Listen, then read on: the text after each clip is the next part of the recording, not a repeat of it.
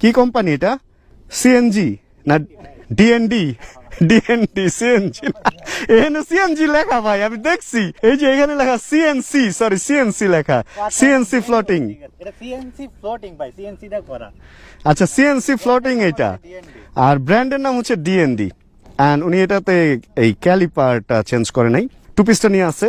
এখানে হচ্ছে একটা P1 মানে প্রজেক্ট 1 মেবি একটা হোজ লাগানো হয়েছে, আর কি করছে এটা ভেঙে ফেলছে, মানে এটা হয়তো কোনো কিছুর সাথে গুতা লাগছে, যাই হোক এটা মডিফিকেশনের কিছু না।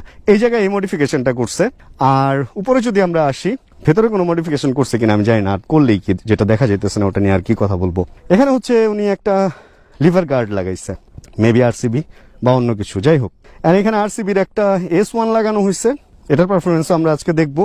আর তারপরে এদিকে কিছু স্টিকার আছে, যেটা নর্মালি হর্নেটে এখানে থাকে একটু ব্ল্যাক এর মধ্যে ওদের নিজস্ব স্টিকার, আর উনি হচ্ছে এটার মধ্যে এই সাদা স্টিকার করে ফেলছে। সিটে সম্ভবত কভার লাগানো হয়েছে, কারণ স্টক সিট এরকম গুটি গুটি এই ইটা দেয় না, টেক্সচারটা দেয় না। অ্যান্ড ক্লাচ এটা সম্ভবত স্টক। হর্নেটের ক্লাচ এমনিতেই অনেক ভালো, এটা আসলে স্টক থেকে বের হয়ে আফটার মার্কেট লাগানোর কোনো দরকার পড়ে না মূলত, আমি যতটুকু জানি। এই হর্নেটে কি স্লিপার ক্লাচ? স্লিপার ক্লাচ আপনার? এটা তো স্টক ক্লাচ, তো স্টকই আছে, কারণ এই স্লিপার ক্লাচ থাকাতে আর এটা স্টক ছাড়া আর কিছু করার নেই। এই মোরগ, তুই মুরগিরে কি করস? হ্যাঁ রে, মোরগ মুরগিরে দাবার দিছে আমার, তাও বাইকের নিচে।